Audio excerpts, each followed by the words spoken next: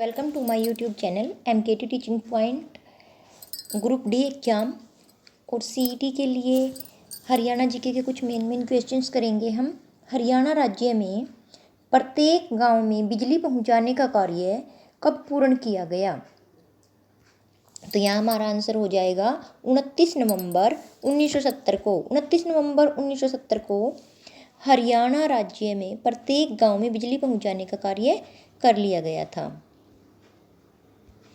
हरियाणा में निम्नलिखित में से किस तरल स्थान पर आधारित 25-25 मेगावाट के बिजली संयंत्र की स्थापना की गई?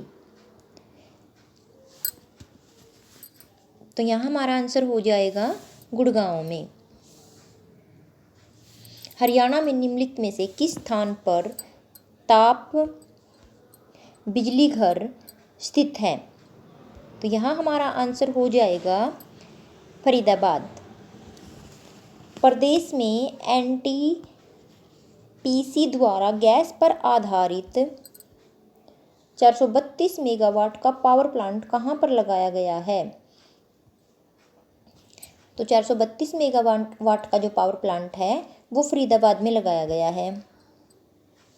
हरियाणा के राष्ट्रीय राजमार्ग नंबर 1 करनाल से शाहबाद तक यातायात के लिए कब खोल दिया गया?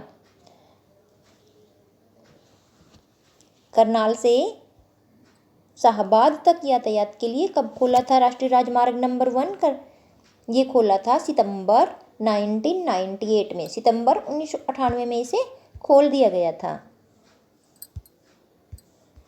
हरियाणा सरकार द्वारा यात्री परिवहन का संपूर्ण राष्ट्रीयकरण कब किया गया? हरियाणा सरकार द्वारा यात्री परिवहन का संपूर्ण राष्ट्रीयकरण कब किया गया था? ये किया गया था सन 1972 में। सन 1972 में राष्ट्रीयकरण कर दिया गया था। दिल्ली से अमृतसर जाने वाला राष्ट्रीय राजमार्ग नंबर 1 किसके द्वारा बनवाया गया था? दिल्ली से अमृतसर जाने वाला राष्ट्रीय राजमार्ग नंबर 1 किसके द्वारा बनवाया गया था? ये बनवाया गया था शेरशाह सूरी के द्वारा।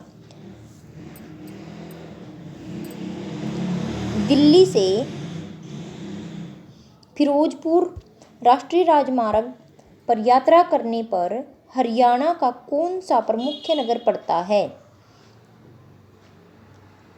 रोहतक, सिरसा, हिसार। दिल्ली से फिरोजपुर राष्ट्रीय राजमार्ग पर यात्रा करने पर हरियाणा का कौन सा नगर पड़ता है?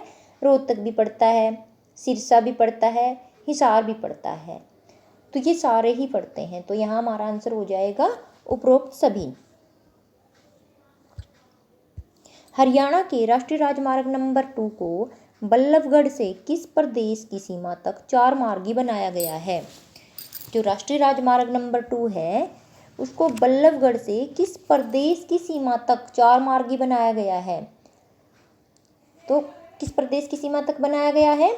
उत्तर प्रदेश। उत्तर प्रदेश की सीमा तक 4 मार्गी बना दिया गया है इसको। हरियाणा में भारी वाहन चालक प्रशिक्षण संस्थान निम्नलिखित में से किस स्थान पर है? तो ये है हमारा मुरथल में। मुरथल के अंदर है भारी वाहन चालक प्रशिक्षण संस्थान। हरियाणा सरकार द्वारा वर्ष 10+2+3 शिक्षा प्रणाली लागू की गई। वर्ष 1985-86 में जो 10+2+3 शिक्षा प्रणाली थी ये कब लागू की गई थी? 1985-86 में। 1985-86 में इसे हरियाणा में लागू कर दिया गया था।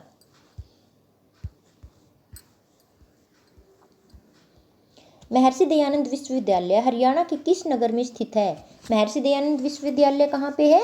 ये है रोहतक के अंदर। चौधरी चरण सिंह कृषि विश्वविद्यालय प्रदेश के किस नगर में स्थित है? चौधरी चरण सिंह कृषि विश्वविद्यालय हरियाणा के किस प्रदेश में है? किस डिस्ट्रिक्ट में है? ये है हमारा, बताइए आप, हिसार में। चौधरी चरण सिंह कृषि विश्वविद्यालय कहाँ है? हिसार में। हरियाणा में चौधरी देवीलाल विश्वविद्यालय निम्नलिखित में से किस स्थान पर स्थित है? तो चौधरी चरण सिंह हरियाणा में जो चौधरी देवीलाल विश्वविद्यालय है वो कहाँ है? सिरसा में। चौधरी देवीलाल विश्वविद्यालय सिरसा के अंदर है।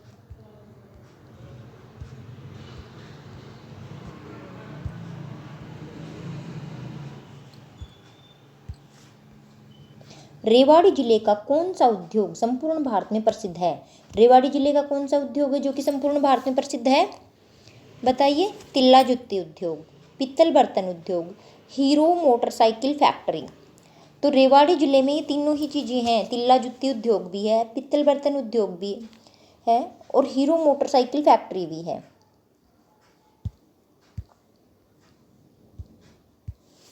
हरियाणा के किस स्थान पर मारुति कार निर्माण उद्योग स्थापित है? किस स्थान पर है? ये है हमारा गुड़गांव के अंदर।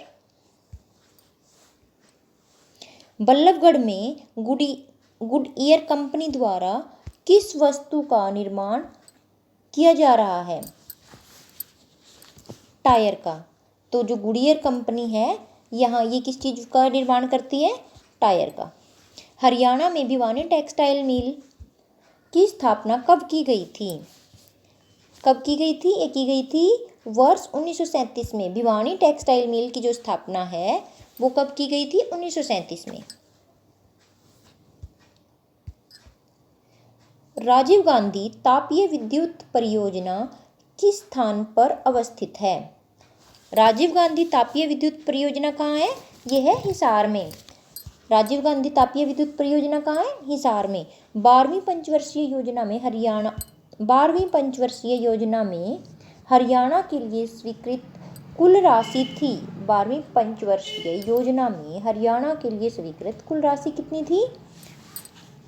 ये थी 90,000 करोड़। 90,000 करोड़ थी।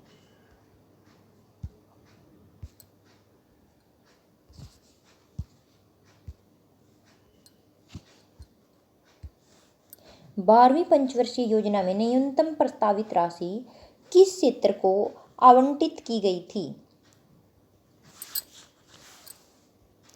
विज्ञान, प्रौद्योगिकी एवं पर्यावरण को। जो 12वीं पंचवर्षीय योजना थी इसमें हरियाणा के लिए स्वीकृत कुल राशि थी जो वो कितनी थी? 90,000 थी। और ये किसके लिए प्रस्तावित की गई थी? किस क्षेत्र के लिए? विज्ञान, प्रौद्योगिकी एवं पर्यावरण।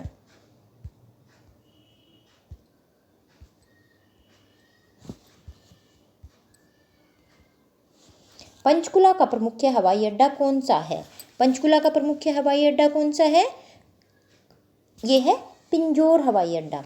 चौधरी देवीलाल विश्वविद्यालय कहाँ पर स्थित है? चौधरी देवीलाल विश्वविद्यालय कहाँ पर है? सिरसा में। चौधरी देवीलाल विश्वविद्यालय, पीछे भी हमने पढ़ा है ये क्वेश्चन अभी। चौधरी देवीलाल विश्वविद्यालय कहाँ है? सिरसा में है। तो आज के हमारे क्वेश्चंस पूरे हुए।